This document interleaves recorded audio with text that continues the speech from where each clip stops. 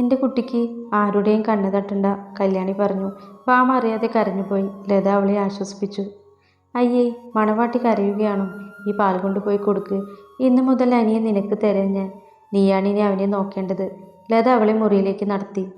വിറച്ചു വിറച്ച് ഭാമ പാൽ പിടിച്ചുള്ളിലേക്ക് കയറി. മുറിയിൽ സിഗരറ്റിൻ്റെ മണം.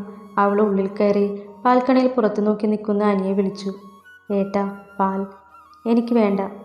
വേറെന്തെങ്കിലും വേണോ? ഭാമ നിഷ്കളങ്ക മുഖത്തോട് ചോദിച്ചു. അനി അവളെ തറപ്പിച്ചു നോക്കി. I want a beer. Anirudhan അവളെ നോക്കി പറഞ്ഞു. ഭാമ ഒന്നും മനസ്സിലാവാതെ അവനെ നോക്കി നിന്നു. തനിക്കറിയാവുന്ന ഇംഗ്ലീഷിൽ ബിയർ ഒരു കരടിയാണ്. ഇനി അതിനെയാണ് ഉദ്ദേശിച്ചത്. അവൾ ആലോചിച്ചു. Or give me a vodka. അനിയുടെ പറച്ചിലിൽ വീണ്ടും അവൾ ഒന്നും മിണ്ടാതെ നിന്നു.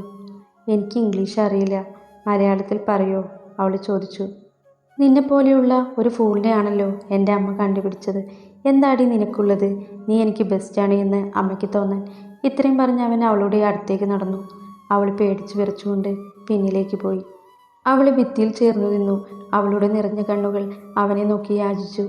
അവൻ അവളെ ഇടുപ്പിൽ കൈകൾ ചേർത്ത് അവളെ തന്നിലേക്ക് അടുപ്പിച്ചു. എനിക്ക് ഒരുപാട് സ്വപ്നമുണ്ടായിരുന്നു ഭാമ. ഞാൻ ഒരിക്കലും ഇവിടെ വരാനോ ഒരു കുടുംബജീവിതം നയിച്ചു പോവാനും ആഗ്രഹിച്ചിട്ടില്ല. എന്തിന്? ഒരു പെണ്ണിനെ പോലും ഞാൻ തെറ്റായി നോക്കിയിട്ടില്ല. എനിക്ക് എൻ്റെ അമ്മയും എൻ്റെ ബിസിനസ്സായിരുന്നു ലോകം. നിന്നെ കണ്ട അന്ന് തൊട്ട് ഞാൻ എൻ്റെ കാനഡ മിസ് ചെയ്യുന്നു. എന്തിനാ എൻ്റെ ജീവിതത്തിൽ വന്നത്?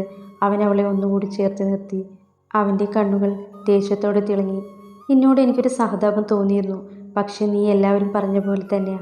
നിൻ്റെ അമ്മയെപ്പോലെ കാശും സൗന്ദര്യവും ഉള്ളവരെ കള്ളക്കണ്ണീർ കൊണ്ട് മയക്കുന്നവൾ. അനിയുടെ വാക്കുകൾ ഭാമയുടെ ചെവിയിൽ ആർത്തിരമ്പി. ഏട്ടാ, ഞാൻ ഒരിക്കലും ഏട്ടനെ മോഹിച്ചിട്ടില്ല, അവൾ കരഞ്ഞുകൊണ്ട് പറഞ്ഞു. അതെയോ? നിനക്കപ്പോൾ എന്നോട് മോഹമില്ലേ ഭാമി? അവൻ അവളുടെ നഗ്നമായ ഇടുപ്പിൽ നുള്ളി. അവളുടെ പുള്ളിയ മുറിവിലായിരുന്നു അവൻ നുള്ളിയത്.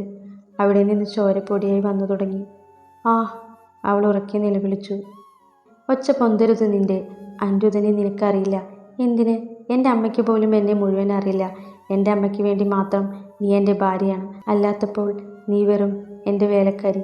ഇതെങ്ങനെ അമ്മയോട് പറഞ്ഞാൽ കൊന്നുകളയും ഞാൻ. കൃത്യം 6 മാസം. അതിൻ്റെ ഉള്ളിൽ നീ തന്നെ എന്നെ വേണ്ട പറഞ്ഞു പോകും. അതുവരെ നീ എൻ്റെ വേലക്കാരി. ഇതാരെങ്കിലും അറിഞ്ഞാൽ. അനിരുദ്ധൻ അവളെ ഒന്നുകൂടി ഇടുപ്പിലമർത്തി. ഭാമ ശരിക്കും തളർന്നുപോയി. അവളുടെ നാവ് കുഴഞ്ഞ പോലെ തോന്നി. അവളുടെ കണ്ണുകൾ അവനെ യാചിച്ചു. എന്തോ അനിരുദ്ധന് അവളുടെ നോട്ടം അവനെ പിടിച്ചു വലിക്കുന്ന പോലെ തോന്നി. അവൻ അവളിലെ പിടിവിട്ട് കട്ടിലിൽ പോയി കിടന്നു. ഭാമ ഒന്നും മിണ്ടാതെ ബാൽക്കണിയിൽ തന്നെ കരഞ്ഞുകൊണ്ടിരുന്നു പോയി. അവളുടെ തേങ്ങലുകൾ ഉയരാൻ തുടങ്ങി.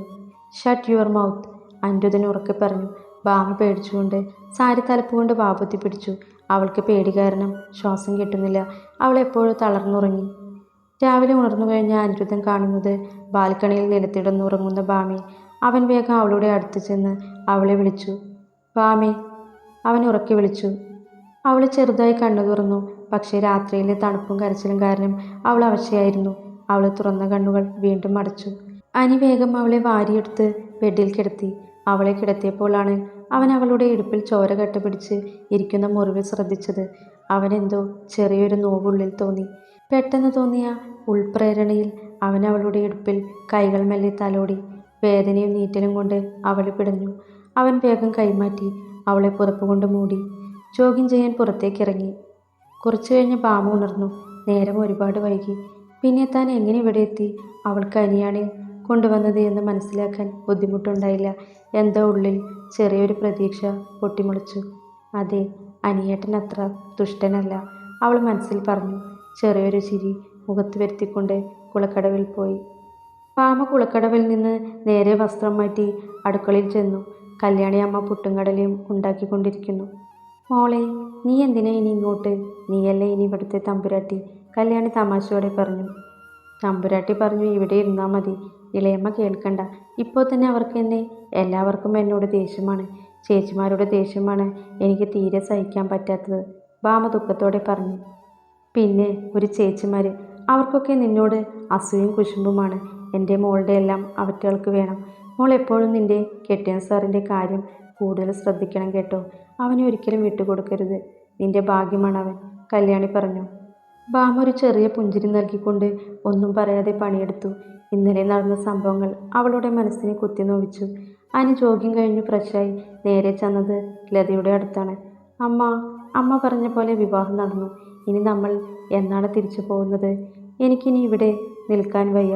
നമ്മുടെ ബിസിനസ് എല്ലാം എൻ്റെ ശ്രദ്ധയില്ലാതെ ശരിയാവില്ല. ഈ ആഴ്ച തന്നെ ഞാൻ ടിക്കറ്റ് എടുക്കും. നമുക്ക് രണ്ടുപേർക്കും, അനി ഉറച്ച വാക്കുകളിൽ പറഞ്ഞു. 2 ടിക്കറ്റ്? അപ്പോൾ ബാമയോ? അവളിവിടെ നിന്നോട്ടെ. അമ്മയ്ക്ക് വേണ്ടി എല്ലാ വർഷവും 1 മാസം ലീവ് എടുത്ത് വന്നാൽ പോരെ? അപ്പോൾ ബാമയെ കാണാം. പിന്നെ അവളെ അങ്ങനെ അബ്രോഡ് കൊണ്ടുപോകാൻ പറ്റില്ല, അനി പറഞ്ഞു. ആരും എവിടെയും പോവില്ല. എൻ്റെ ഉള്ളിൽ കുറച്ച് പ്ലാനുണ്ട്. ബാമയുടെ സ്വത്തുക്കൾ, അവളുടെ അവകാശം എല്ലാം എനിക്ക് അവൾക്ക് കൊടുക്കണം. അതിനു എനിക്ക് നിന്നെ വേണം. ചന്ദ്രേട്ടൻ്റെ അടുത്ത് ഞാൻ പറഞ്ഞിട്ടുണ്ട്. നാളെ മുതൽ ശ്രീ ഫിനാൻസിൽ നീയും പോവണം. എൻ്റെ കൂടെ അവകാശപ്പെട്ടതാണ് അത്.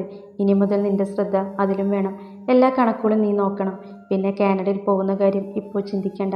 അതവിടെ ഉള്ളവർ നോക്കിക്കോളും. ബാക്കി കാര്യം നീ ഇവിടെ ഇരുന്ന് നിൻ്റെ ലാപ്പിൽ ഓൺലൈനായി ചെയ്താൽ മതി. ഈ ശ്രീകോവിലകം വിട്ട് ഇറങ്ങേണ്ട സമയം ഞാൻ തന്നെ തീരുമാനിക്കും, ലത ഉറച്ച തീരുമാനം പറഞ്ഞു.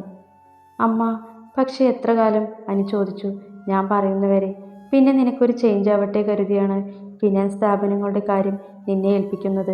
ഇന്ന് തന്നെ ജോയിൻ ചെയ്, ലത പറഞ്ഞു. ശരി. അനി ഒന്നും മിണ്ടാതെ താഴേക്കിറങ്ങി. ഗോവണിപ്പടി ഇറങ്ങുമ്പോഴാണ് കയ്യിൽ ചായക്കപ്പ് പിടിച്ചുകൊണ്ട് കയറുന്ന ബാമയെ കാണുന്നത്. അവൾ അവനെ കണ്ടതും തല താഴ്ത്തി. അവളൊന്നും മിണ്ടാതെ അവൻ്റെ മുന്നിൽ കയറാൻ തുടങ്ങി. അപ്പോഴേക്കും അവൻ അവളെ അടുപ്പിൽ ചേർത്ത് പിടിച്ചു, അടുപ്പിച്ചു. ഇന്നലെ നടന്ന വല്ലതും അമ്മയോട് പറഞ്ഞാലുണ്ടല്ലോ, അമ്മയെ ബോധിപ്പിക്കാനുള്ള പോക്ക് അധികം വേണ്ട കേട്ടോ കരിവണ്ടേ, അവൻ അവളോട് പറഞ്ഞു. ഞാൻ ചായ കൊടുക്കാൻ അല്ലാതെ ഒന്നുമല്ല. അവൾ കണ്ണുകൾ നിറച്ചുകൊണ്ട് തല താഴ്ത്തി. എന്തിനാ എന്തു പറഞ്ഞാലും കരയാൻ നിൽക്കുന്നത്? നിന്നെ ഞാൻ ഇപ്പോൾ എന്താ ചെയ്തത്? പിന്നെ ഞാൻ ഫിനാൻസിൽ ഇനി അമ്മാവൻ്റെ കൂടെ പോവും. എനിക്ക് ഷർട്ട് തേച്ച് വെക്കി. പിന്നെ എൻ്റെ ഷൂ പോളിഷ് ചെയ്യണം. വേഗം എൻ്റെ മുറിയിൽ പോയി എൻ്റെ കാര്യങ്ങൾ നോക്കണം. നിന്നെ കെട്ടിയതിന് ഒരു പ്രയോജനം ഉണ്ടാവട്ടെ, അനി പറഞ്ഞു. ചായ കൊടുത്തിട്ട് വേഗം ചെയ്യുക, അവൾ പറഞ്ഞു. അവളുടെ നിഷ്കളങ്ക ഭാവം അവനിൽ എന്തോ ഒരു വാത്സല്യം അവളോട് തോന്നിപ്പിച്ചു. പതുക്കെ അവൻ അവളുടെ വയറിലെ മുറിവിലേക്ക് വിരലുകൾ കൊണ്ട് തലോടി. അവൾ നീറ്റിൽ കരഞ്ഞ് ഞെരുങ്ങി. മരുന്ന് തേച്ചേക്ക്, മാറും. ഇത്രയും പറഞ്ഞ് അവൻ അവളിൽ നിന്നകന്നു. അവൾ അവൻ ഇറങ്ങുന്നത് നോക്കി പുഞ്ചിരിച്ചു. വേഗം ലതയ്ക്ക് ചായ ഉണ്ടാക്കി കുറച്ച് കുശലാന്വേഷണം നടത്തി. വേഗം അനിയുടെ ഷർട്ട് തേച്ചു. പിന്നെ ഷൂ പോളിഷ് ചെയ്തു വെച്ചു. അനി മുറിയിൽ എത്തിയപ്പോൾ എല്ലാതും റെഡിയായിരുന്നു. ബാമ ഓരോന്ന് ഒതുക്കി പെറുക്കുന്നു. അവൾ അവനെ നോക്കി പുഞ്ചിരിച്ചു. അവൻ അവളെ രൂക്ഷമായി നോക്കിയതല്ലാതെ ഒന്നും പറഞ്ഞില്ല. ഉച്ചയ്ക്ക് ഊണ് ഞാൻ കൊടുത്തുവിടാം, പുറത്തുനിന്ന് കഴിക്കേണ്ട, ബാമ പറഞ്ഞു. ഇപ്പോഴും തുടങ്ങിയോ ഭരണം? എൻ്റെ വേലക്കാരി എന്നാണ് പറഞ്ഞത്, ഭാര്യയല്ല, അവൻ ഉറച്ച ശബ്ദത്തിൽ പറഞ്ഞു. അവൻ ഷർട്ടെടുത്ത് ധരിച്ച് 2 കുടുക്കുകൾ പൊട്ടിയിരുന്നു. ബാമേ, ഇതിൻ്റെ ബട്ടൺസ് പൊട്ടി. വേറെ ഷർട്ട് എവിടെ? അനി ചോദിച്ചു. അത് ഞാൻ തുന്നിത്തന്നാൽ പോരെ? ഇത്രയും പറഞ്ഞ് ബാമ അവൻ്റെ അടുത്തേക്ക് സൂചിയും നൂലും കൊണ്ട് ചേർന്നു നിന്നു.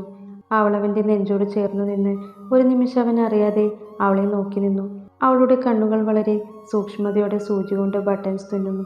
അവളുടെ ഉയർന്ന മാറിടം അവൻ്റെ നെഞ്ചിൽ തട്ടി നിൽക്കുമ്പോൾ അവന് ഇതുവരെ ആരോടും തോന്നാത്ത ഒരു വികാരം അവനിൽ പുറപ്പെട്ട പോലെ അവന് തോന്നി. അവളുടെ കരിമിഴികൾ അവനെ ആകർഷിച്ചു.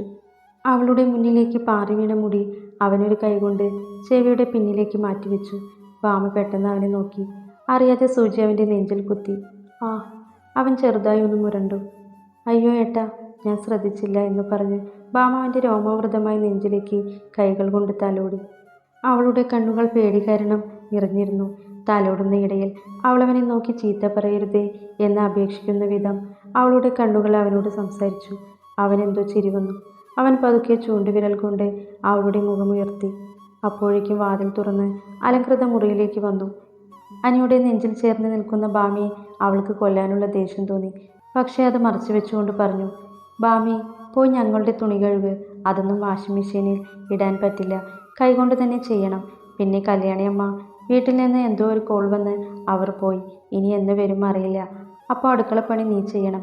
ഇവിടെ ആർക്കും നിൻ്റെ അത്രയ്ക്ക് വശമില്ലല്ലോ. പിന്നെ അനിയേട്ടൻ്റെ കാര്യങ്ങൾ ഞാനും അങ്ങേ ശ്രദ്ധിച്ച് ചെയ്യാം, നീ പേടിക്കേണ്ട, അല്ലി കപടമുഖം പുഞ്ചിരി കൊണ്ട് മൂടി പറഞ്ഞു. അയ്യോ, കല്യാണി അമ്മയുടെ വീട്ടിൽ എന്തെങ്കിലും പ്രശ്നമുണ്ടോ? ഒന്നും പറഞ്ഞില്ലല്ലോ. ഞാൻ ചെയ്തോളാം ചേച്ചി, പേടിക്കേണ്ട. തുണിയെല്ലാം റെഡിയാക്കി വെച്ചേക്ക്. ബാമ അവനിൽ നിന്ന് അടർന്നു പോകാൻ നിന്നപ്പോൾ അനിവേഗം അവളുടെ കൈകളിൽ പിടിച്ചു. അപ്പോൾ ഇത് ആര് ചെയ്യും? അവൻ ദേഷ്യത്തോടെ ചോദിച്ചു.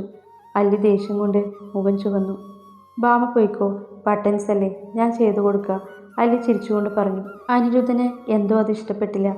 അവനൊന്നും മിണ്ടാതെ അവളുടെ കൈകൾ വിട്ടു.